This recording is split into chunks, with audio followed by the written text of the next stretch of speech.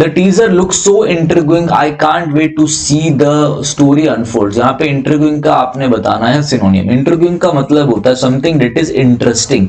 कोई भी चीज जो बहुत ज्यादा इंटरेस्टिंग हो उसको आप बोलते हो क्या, उसको आप बोलते हो इंट्रिगिंग। इंटरेस्टिंग हो, जो एकदम क्या हो, अट्रैक्टिव हो, अमेजिंग हो, अमेजिंग हो। तो आपका आंसर क्या चला गया, आपका आंसर चला गया इंटरेस्टिंग। टायरसम का मतलब क्या होता है, टायरसम का मतलब है बोर्ड, टायरसम का मतलब है बोरिंग। टायरसम के साथ एक वर्ड और ध्यान रखना, वियरीसम, WEARISOME, वियरीसम, इर्कसम, इनका मतलब क्या है, मोनोटोनस काम है, अनइंटरेस्टिंग, बोरिंग काम है, अनइंटरेस्टिंग है, अनइंटरेस्टिंग है, एकदम सेम काम को बार बार करना पड़ रहा है। टेडियस है, TEDIOUS, इन सब का मतलब क्या हो गया, इन सब का मतलब है बोरिंग, टायरसम। ड्रेडफुल का मतलब है अनप्लेजेंट, अनप्लेजेंट। जैसे आप ट्रैफिक जाम में फंस जाओ तो आप बोल सकते हो ड्रेडफुल जर्नी, ड्रेडफुल जाम, अनप्लेजेंट जाम। होलसम मतलब कंप्लीट, ठीक है। करेक्ट आंसर आपका इंटरेस्टिंग हो गया। यहाँ की वोकेबलरी जो DSSB की वोकेबलरी है बेसिकली वो SSC से बिल्कुल अलग रहेगी, बस मेरी ध्यान रखना। कुछ कुछ चीजें सेम हो सकती हैं, बट जैसे ये क्वेश्चन देख लो आप, an error date occurs in printing और राइटिंग, ये कभी SSC के पेपर में आया ही नहीं है क्वेश्चन। ये जो पेपर ये एक बार पहले भी रिपीट हो चुका है DSSS में। इसका मतलब होता है इराटम। इराटम क्या होता है, समझ लो किसी की कोई बुक पब्लिश हो और उसमें बुक में कुछ प्रिंटिंग मिस्टेक हो, प्रिंटिंग और राइटिंग में, तो उसके लिए आप एक अलग सा पेज निकाल देते हो इराटम, वहां पे आप सारा मेंशन कर देते हो ये गलती है, तो इससे आप क्या बोलोगे, इससे आप बोल दोगे mistake, mistake in printed book, mistake in printed book, ठीक है। An error date occurs in printing और राइटिंग, उसे हम इराटम कहते हैं। प्रूफ आपको पता ही है। मैन्युस्क्रिप्ट होता है हैंड रिटन, हाथ से लिखा हुआ, हैंड रिटन को आप बोलते हैं मैन्युस्क्रिप्ट, ठीक है। टिपोलॉजी का मतलब होता है किसी भी चीज को कैटेगराइज वाइज, किसी भी चीज को क्या करना है, वेराइटी वाइज कैटेगराइज करना, वेराइटी वाइज, ठीक है ना, कैटेगराइज करना टिपोलॉजी हो जाता है। स्टडी ऑफ क्लासिफिकेशन, ऐसा ध्यान रखना, ठीक है ना। आ जाओ आगे बढ़ते हैं। इराटम आपका हो गया है। नेक्स्ट देखते हैं, the practice of lending money at unreasonably high rate of interest. जब आप हाई रेट ऑफ इंटरेस्ट पे, ठीक है, interest eight unreasonably high rates में दिया जाए, उसे हम क्या बोलते हैं, उसे हम बोलते हैं असरी, USURY, असरी आपका करेक्ट हो गया। और जो बंदा देता है उसे हम बोलते हैं उसरर, उसरर, उसरर, USURER, ठीक है। एक्सटॉर्शन मतलब होता है किसी का बच्चा किडनैप हो जाए और उससे एक्सटॉर्शन मनी मांगे, किडनैपिंग के फिरौती मांगे उसको, बेसिकली किडनैपिंग की, उससे एक्सटॉर्शन कहते हैं। बैंकरप्सी मतलब होता है जब आप क्या हो, इंसॉल्वेंट हो जाओ, INSOLVENT, और आप बैंक के पैसे ना दे पाओ, नॉट एबल टू पे डेट्स, नॉट एबल टू पे डेट्स, तो वो वहां पे बैंकरप्सी होता है। इम्बेजलमेंट, ध्यान रखना, इम्बेजलमेंट, EMBEZZLEMENT, इम्बेजलमेंट मतलब होता है पैसों का गबन करना, पैसों की हेरा फेरी करना, पैसों का मिसयूज करना, इन मिस एप्रोप्रिएशन ऑफ फंड्स, जो कि सरकारी दफ्तरों में देखा जाता है, इम्बेजलमेंट कहते हैं उसे, ठीक है। करेक्ट आंसर उसरी हो गया। नेक्स्ट आगे बढ़ते हैं हम। I am dash only person who can help her overcome dash problem she is facing. I am, मैं ही वो बंदा हूं जो क्या कर सकता है, उसकी मदद कर सकता है। सिर्फ मैं ही वो बंदा हूं जो उसकी मदद कर सकता है। I am कुछ नहीं होता, एन नहीं आता, एन आता है वोवल साउंड के साथ। I am the only person who can help her overcome, ये सारी प्रॉब्लमों को ओवरकम करने में, द प्रॉब्लम, जो प्रॉब्लम वो फेस कर रही है, the problem she is facing. Articles बहुत इंपॉर्टेंट है। अभी तक जितने भी प्रीवियस ईयर हमने करवाए हैं, ये लेटेस्ट नई सीरीज में बता रहा हूं, आर्टिकल्स आ रहा है, क्वेश्चन टैग आ रहा है, ध्यान रखना, इंपॉर्टेंट है सर। नेक्स्ट आ जाओ भाई, आगे बढ़ते हैं, ठीक है। नेक्स्ट ध्यान से देखेंगे हम। नेक्स्ट है, क्या बोल रहा है ये बोल रहा है आपका, despite spending months studying for the medical entrance exam, spending बहुत सारे मंथ्स पढ़ने के बावजूद, मेडिकल एंट्रेंस एग्जाम के लिए के बावजूद, with all the complex material and fierce competition, John knew he had no probability और prospect of getting accepted into top. उसे पता है कि तब भी कोई चांस नहीं है उसके सिलेक्शन होने का, एक्सेप्ट होने का, भाई किसमें, टॉप चॉइस के स्कूल में। तो देखो, जहां भी आपको ऐसा लगे ना कि कोई भी चांस नहीं है, नो चांस एट ऑल, उसे हम क्या बोलते हैं, उसे हम बोलते हैं, या फिर कोई भी ऐसी चीज देख लो जो होने में बड़ा मुश्किल है, एक्सट्रीमली अनहैपन, अनसर्टेन, ऐसे ध्यान रख लो, एक्सट्रीमली अनलाइकली टू हैपन, ऐसे बोलो एक्सट्रीमली अनलाइकली टू हैपन। अगर ये चीजें आपको दिख जाए जो होनी बहुत मुश्किल है, उसे हम बोलते हैं स्नोबॉल चांस इन हेल। ये ध्यान रखना इडियम, ठीक है, ये चीजें ध्यान रखना। क्रॉस्ड हिज फिंगर्स का मतलब क्या है? क्रॉस्ड हिज फिंगर्स का मतलब है टू होप फॉर फ्यूचर, कि भाई कुछ अच्छा होगा, ये फ्यूचर में होप रखना। रोल्ड द राइस का मतलब क्या होता है? रोल्ड द राइस का मतलब होता है to take risk, to take a risky, to take a risky और uncertain action, on uncertain action, ठीक है। रिस्की सिचुएशन और अनसर्टेन एक्शन लेना, रिस्की की स्पेलिंग है RISKY, रिस्की, ठीक है। अपहिल बैटल का मतलब होता है difficult struggle, difficult task, difficult struggle, difficult struggle. Writing पे मत जाना, भावनाओं को समझना और ये अच्छे से पढ़ के देखना। स्नोबॉल चांस इन हेल आपका करेक्ट आंसर, ठीक है। क्लियर होगी बात? आप लोगों को समझ में भी आ रहा होगा कि भाई कैसे क्या करें। अब आ जाओ, फिर देखो एक एंटोनियम आ रखा है क्या, how did you find the lecture on quantum physics, कैसे मिला आपको? It was rather dash, I could not understand the thing. अब क्लैरिटी था, क्लैरिटी का आपको क्या बताना है? क्लैरिटी का आपको एंटोनियम बताना है। क्लैरिटी का एंटोनियम क्या जाएगा, पहले ध्यान से देखो। इनलाइटनिंग मतलब क्या होता है? इनलाइटनिंग मतलब जब आप दूसरों को भी प्रकाश डालते हैं, दूसरों में भी आप नॉलेज देते हैं, शेयर करते हैं, इनलाइटन करते हैं, खुद भी अपने आप को नॉलेज से इनलाइटन करते हैं, उसे हम बोलते हैं, ठीक है। कॉम्प्रिहेंसिबल का मतलब होता है इजी टू अंडरस्टैंड। भाई ये चीज बड़ी ही कॉम्प्रिहेंसिव है, अंडरस्टैंडेबल है, इसको हम अच्छे से इसको अंडरस्टैंड कर लेंगे। काफी मटेरियल अवेलेबल है, कॉम्प्रिहेंड करके समझा रखा है इसे हम अंडरस्टैंड कर लेंगे, ठीक है। क्लैरिटी, क्लैरिटी का अपोजिट क्या होगा? जो चीज क्या हो, कंफ्यूजिंग हो, जिसमें अनक्लैरिटी हो, जिसमें क्लैरिटी ना हो, ये आपका आंसर हो गया। क्रम्बलिंग का मतलब क्या होता है? क्रम्बलिंग का मतलब, क्रम्बल का मतलब होता है to break into pieces, to break into pieces, pieces की भी स्पेलिंग ध्यान रखना। कंफ्यूजिंग आपका करेक्ट आंसर हो गया। नेक्स्ट आ जाओ, she explain that visiting this website might help us to get the answer to our questions, ठीक है। कैसे? टेंडरली, टेंडरली का मतलब क्या? टेंडरली का मतलब होता है एकदम प्यार से, एकदम कोमलता से, कोमलता से, टेंडरली, ठीक है। डेलिकेटली, डेलिकेटली, कोमलता से, ठीक है। अनअपिटाइजिंगली, अनअपिटाइज का मतलब क्या होता है? पेट से रिलेटेड, भूख से रिलेटेड, ठीक है। जो एकदम अपिटाइजिंग हो, जिससे आपका पेट एकदम स्टमक अपिटाइज हो जाए, ठीक है ना, खाने से डिलीशियस हो। अनअपिटाइजिंग का मतलब क्या है? जो प्लेजेंट ना हो टेस्ट में, not pleasant in taste, not pleasant in taste, not pleasant to taste. अच्छा, जो कोई चीज अगर टेस्टलेस हो, कोई चीज टेस्टलेस हो, तो उसको हम क्या बोलते हैं? फेवर ना हो उसमें, उसे हम बोलते हैं इंसिपिड, इंसिपिड, INSIPID। ऑब्स्टिनेटली, ऑब्स्टिनेट का मतलब होता है एकदम अड़ियल, जिद्दी, स्टबन। तो इसका मतलब क्या होता है? जिद्दी। इसका तो ये तो आंसर जाएंगे नहीं तीनों। मतलब वो एक्सप्लेन करा उसने कि भैया डेट विजिटिंग इस वेबसाइट को आप विजिट करोगे तो ये आपको और मतलब अच्छे अच्छे आंसर फाइंड करने में और हेल्प करेगा। तो इसमें तो तीनों कोमलता से विजिट करो, भूख टेस्ट नहीं है, कोई सेंस ही नहीं। एक्यूरेटली उन्होंने एक्सप्लेन करा, एक्यूरेटली एडवर्ब चाहिए था, एक्यूरेटली बहुत अच्छे से क्लैरिटी के साथ, एकदम सर्टेनिटी के साथ एक्सप्लेन करा। क्या था क्वेश्चन? कुछ था ही नहीं, ठीक है।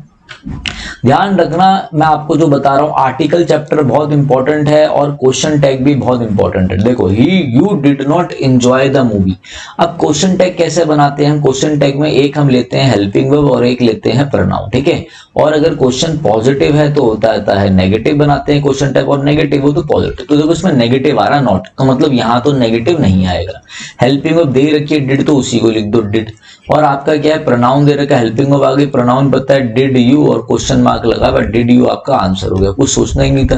कैन यू क्यों लिखेंगे जब यहाँ पे कैन है ही नहीं? तो कुड यू भी कट गया, कैन कुड कुछ नहीं होता। डू यहाँ पे क्यों लिखेंगे? जब सिंपल पास्ट का है तो सिंपल पास्ट के ही देंगे ना, तो डू प्रेजेंट में क्यों लिखेंगे? बस ऑप्शन कटिंग से भी आप कर सकते हो ये चीजें। तो नेक्स्ट आ जाओ, while we can't address every minor issue that arises, we should tackle them early to prevent them from escalating into major problems। भैया जो छोटी छोटी बातें होती है ना, उनको पहले ही टैकल कर लो, जैसे कोई कमीज है किसी की, वो हल्की सी फट गया, वो पूरी कमीज फटने का वेट मत करो, उसे पहले ही टैकल कर लो। तो इसको हम क्या बोलेंगे? देखो, स्पिल द बीन्स का मतलब होता है, जैसे 2-3 बच्चे बैठे हैं, भूख लग रही है, उन्होंने टिफिन खोला, उन्होंने बोला तू कौन सी सब्जी लेके आ रहा है? वो कह रहा है मैं तो बीन्स की लाया हूँ। तो कह रहा है अरे तेरा सीक्रेट रिवील हो गया, तू तो बीन्स की सब्जी लेकर आया। एक्सपोज हो जाना, स्पिल द बीन्स का मतलब है to reveal a secret, to reveal the secret, to reveal a secret. Jump the gun का मतलब क्या होता है? जंप द गन का मतलब है कि टाइम से पहले ही इमेच्योरली एक्ट करना, to act too soon, before appropriate time, before appropriate time, पहले ही भैया सीधा उछल के हैसली तरीके से एकदम पहुंच गए और सीधा काम करने लग गए। अरे भाई रुक तो जाओ, पहले सही समझ के डिसीजन लो, ठीक है। हिट द सैक का मतलब क्या है? हिट द सैक का मतलब होता है सोने के लिए जाना, to go to bed, to go to bed, ध्यान रखना, to go to bed. Nip it in the bird का मतलब होता है स्टार्टिंग में ही एंड हो जाना, स्टार्टिंग में ही, ठीक है, में ही एंड हो जाना, आरंभ में ही नष्ट हो जाना, ठीक है। To end at the starting point, ये चीज ध्यान रखना है, आरंभ में ही क्या हो जाना? नष्ट हो जाना। और हिट द सैक जो मैंने आप लोगों को बताया है, हिट द सैक भी ध्यान रखना कि हिट द सैक का क्या मतलब होता है आपका, ठीक है। ये भी एग्जाम में काफी बार आ रखे हैं, तो ये आपको पता होना चाहिए कि हिट द सैक का भी क्या मतलब है। गो टू बेड हो गया, ठीक है, सोने के लिए जाना, ठीक है। कई बार इसका मतलब ऐसे भी यूज होता है कि रिटायर हो जाना, ये भी ध्यान रखना, रिटायर हो जाना, रिटायर हो जाना, टू गो टू बेड, ये चीज ध्यान रखना। आ जाओ नेक्स्ट, आ जाओ नेक्स्ट। आपका क्या है? नेक्स्ट है आपका बेसिकली, नेक्स्ट हम देखते हैं, वो है आपका क्या, आ जाओ। Hey chin up, there is still some time left to prepare for the exam. Try to stay hopeful. Faisal से try to cheering up her friend up. अब आपको इसमें से बताना है कि इसमें से क्या होगा, क्या आएगा, ठीक है।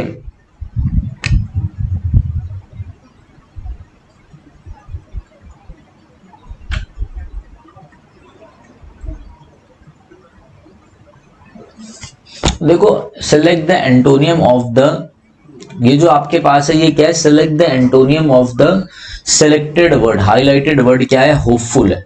होपफुल का क्या होगा? Hey Chino, there is still some time left to prepare for the, try to stay hopeful. देखो, होपफुल का मतलब क्या होता है? जब आप फ्यूचर को लेके एकदम पॉजिटिव हो कि फ्यूचर में सब अच्छा होगा, होपफुल हो। अच्छा, जो इंसान फ्यूचर को लेके पॉजिटिव होता है उसे हम क्या बोलते हैं? उसे हम बोलते हैं ऑप्टिमिस्टिक, OPTIMISTIC। जो फ्यूचर को लेके बड़े ही होपफुल होता है कि फ्यूचर में सब अच्छा ही होगा, आशावादी होता है। और जो निराशावादी हो फ्यूचर को लेके उसे हम बोलते हैं पेसिमिस्ट, PESSIMIST, नॉट होपफुल। मतलब जो फ्यूचर को लेके होपफुल ना हो, ठीक है। डेस्परेट हो, जो बड़ा ही क्यूरोस हो चीजें करने के लिए, क्यूरोसिटी जिसके अंदर हो, नहीं भाई ये तो नहीं होगा। अवेक हो, उठा हुआ हो, नहीं। पीसफुल हो, शांत हो, पॉजिटिव हो, पॉजिटिव आंसर है, कुछ था ही नहीं इसमें। आ जाओ आगे। After this, after the movie we had plan to go to the beach but we decided to dash it a day. देखो क्या होता है, आफ्टर द मूवी हमने डिसाइड करा कि हम बीच के लिए जाएं, बट हमने फिर डिसाइड किया कि चल भाई हम सब बहुत थक गए हैं, अब बंद करते हैं, अब घर चलते हैं। मतलब कंक्लूड करते हैं, अब एंड करते हैं, कंक्लूड करते हैं, एंड करते हैं। तो इसके लिए आप एक फ्रेज ध्यान रखें, call it a day. Call it a day का मतलब होता है टू एंड समथिंग, अभी के लिए इस चीज को हम खत्म करते हैं, या फिर to stop something, to stop something, ये भी ध्यान रखना, टू एंड समथिंग या फिर टू स्टॉप समथिंग, ठीक है। Call it a day. Next आ जाओ। आपने क्या करना है, एक बस सारा का सारा पढ़ना है, ठीक है। सारा का सारा अच्छे से पढ़ना है आपने। क्या है देखो, यहाँ पर क्या है, the Arctic region characterised by its extreme cold and ice covered seas. ठीक है, आर्टिक रीजन के बारे में बताया है कि आर्टिक रीजन पता है ठंडा इलाका है, सारी चीजें कवर्ड हैं, ठीक है। अब आपको पहले ये पढ़ लिया, अब देखते हैं इसके बारे में कैसे क्या बोला जा रहा है। It is becoming increasingly in significant in global geopolitics, ठीक है। Climate change is causing ice to melt at, it is क्या, इसके किसके बारे में बात हो रही, पी तो नहीं आएगा। इट हेल्प्स इन, कौन हेल्प कर रहा है, नहीं आएगा। कंट्रीज लाइक कनाडा, ये वो पहले आर्टिक रीजन के बारे में बोल दिया है, क्यू लगाते हैं, क्यू, ठीक है। Climate change is causing ice to melt, Q. फिर इसके बाद आ गया है it helps in opening new shipping routes and revealing ant, ठीक है, क्यू आर। फिर उसके बाद क्या हो गया, कंट्रीज लाइक रशिया, ईरान, डिनोन have vested interest in Arctic, ठीक है, Q R S. It is becoming increasing significant in global, it is becoming, अब ये क्या हो रहा है, ग्लोबल पॉलिटिक्स में भी इंपॉर्टेंट होता जा रहा है, ठीक है ना। तो क्या हो गया, QRSP। देखो इसमें ना एक चीज और ध्यान रखना, अब मैं आर नहीं लगा सकता था कि इट बोल रहा है, पहले मुझे कुछ इंट्रोड्यूस करना पड़ेगा, कट गया। पी नहीं लगा सकता, इट बोल रहा है, कट गया, बचा है दो ऑप्शन तो हमने काट ही दिया। अब पहले मैं आर्टिक रीजन के बारे में बात करी, फिर मैं कुछ तो बात करूंगा ना, फिर countries like Korea have vested interest in the Arctic, S starting में जाएगा, फिर मैं लिखूंगा इट, फिर इट किसको जाएगा, अगर ऐसा आप सोचते हो तो इट किसके लिए जाएगा, पहले कुछ इंट्रोड्यूस तो करूं मैं, ठीक है। एसपी को इंट्रोड्यूस करो तो QRSP is the correct formation, ध्यान रखना। जितना पढ़ोगे, जितना बार बार कोई ना कोई चीज पढ़ोगे, वोकैब पढ़ोगे, उतना ज्यादा आपका PQRS और कॉम्प्रिहेंशन इंप्रूव होता है, ध्यान रखना। Hetal's dash etiquettes impressed everyone at the dining table, Hetal's का क्या एटिकेट, ऐसे एटिकेट कि भैया एकदम परफेक्ट एटिकेट, इम्पेकेबल, इम्पेकेबल का मतलब होता है एकदम परफेक्ट, एकदम फ्लॉलेस, कोई भी गलती नहीं होना, एकदम परफेक्ट बिहेवियर। जब सबकी शादी का टाइम होता है तो ससुर सामने होता है तो हम सबका बिहेवियर कैसा होता है, अनब्लेमिस्ड होता है। अनब्लेमिस्ड का मतलब एकदम अच्छे से, हमसे तगड़ा कोई है ही नहीं, हमसे बढ़िया कोई है ही नहीं, flawless, immaculate, immaculate, IMMACULAT, immaculate, flawless, perfect, impeccable मतलब फॉल्टलेस। क्रूड, ये इम्पेकेबल का है, क्रूड मतलब क्या है, अनरिफाइंड, अनरिफाइंड को हम बोलते हैं क्रूड, ठीक है। रूड आपको पता ही है, वल्गर पता है, इनडिसेंट चीजें, जो चीजें डिसेंट ना हो, वल्गर हो, उसे हम इनडिसेंट बोलते हैं। इम्पेकेबल करेक्ट आंसर है, ठीक है, चीजें ध्यान रखना। नेक्स्ट आ जाओ, नेक्स्ट क्या है, you reap as you sow, ये तो आपका प्रोवर्ब आना चाहिए आपको, एज यू सो, इसका मतलब क्या होता है, आपके जो एक्शंस होते हैं वही आपका फ्यूचर बताते हैं। Your actions determine your future, your actions determine your future, आपके एक्शन ही बताते हैं कि आपको फ्यूचर में कैसा रिजल्ट मिलेगा, ठीक है। या फिर आप ऐसा बोल सकते हो, you get the result, you get the result of what you do, of what you do, ठीक है, गुड और बैड। अगर आप अच्छा करोगे तो अच्छा होगा, बुरा करोगे तो बुरा होगा। तो एज, ये तो as reap as you saw, ये आपका फ्रेज है, ध्यान रखना, बेसिकली प्रोवर्ब है, कथा है, ठीक है। और a person studying the influence of heavenly bodies on human life, ठीक है, जो ह्यूमन लाइफ के बारे में हेवनली बॉडीज कैसे रिएक्ट करेंगी, कहते हैं ना वो कि भाई जो पता लगाए कि भैया ये राहु है, आपके जो ग्रह हैं वो कैसा चल रहे हैं, तो उनको हम क्या बोलते हैं, उनको हम बोलते हैं, ध्यान से देखना सारी चीजों को, उनको हम बोलते हैं एस्ट्रोलॉजर, मतलब ज्योतिषी, ठीक है।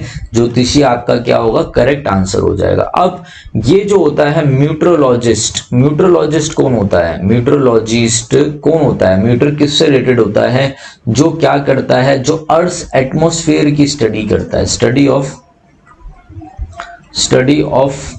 अर्थ एटमॉस्फेयर, अर्थ एटमॉस्फेयर, उसको हम क्या बोलते हैं, उसको हम बोलते हैं म्यूट्रोलॉजिस्ट, ठीक है। जो पूरे कॉस्मो की स्टडी करे, जो क्या करे, पूरे कॉस्मो की स्टडी करे। जैसे कॉस्मोलॉजी क्या होता है, कॉस्मोलॉजी होता है यूनिवर्स की स्टडी, यूनिवर्स के स्ट्रक्चर की स्टडी करे कि ये इवॉल्व कैसे हो रहा है यूनिवर्स, इवोल्यूशन की स्टडी करे यूनिवर्स की, ओरिजिन और इवोल्यूशन की स्टडी करे यूनिवर्स की, उसको हम कॉस्मोलॉजिस्ट बोलते हैं, ठीक है। अब कई बच्चे क्या होते हैं, कई बच्चे ना कंफ्यूज हो जाते हैं, ध्यान रखना आपके इसमें कि एस्ट्रोनॉमर और एस्ट्रोलॉजी में ये होता है खगोल विज्ञान, ठीक है, ये क्या है, ये खगोल विज्ञान होता है, तो इसमें कंफ्यूज मत होना। वो ज्योतिष विज्ञान होता है, जब आपकी वो चीजें क्या होता है, वो चीजें जब ह्यूमन लाइफ के बारे में बताती हैं तब आपका हो गया एस्ट्रोलॉजर, ठीक है। और जब ये अर्थ के बारे में आप स्टडी करते हो, एस्ट्रोनॉमर जो एस्ट्रोनॉमिकल स्टडी करते हैं, खगोल विज्ञान की स्टडी करते हैं, ठीक है ना, कि सेलेशियल बॉडीज और ये हमारा जो एटमॉस्फेयर हो गया, प्लैनेट्स हो गया, इनके बारे में स्टडी करते हैं, उससे एस्ट्रोनॉमर कहते हैं, ठीक है। आपका करेक्ट आंसर हो जाएगा एस्ट्रोलॉजर, ठीक।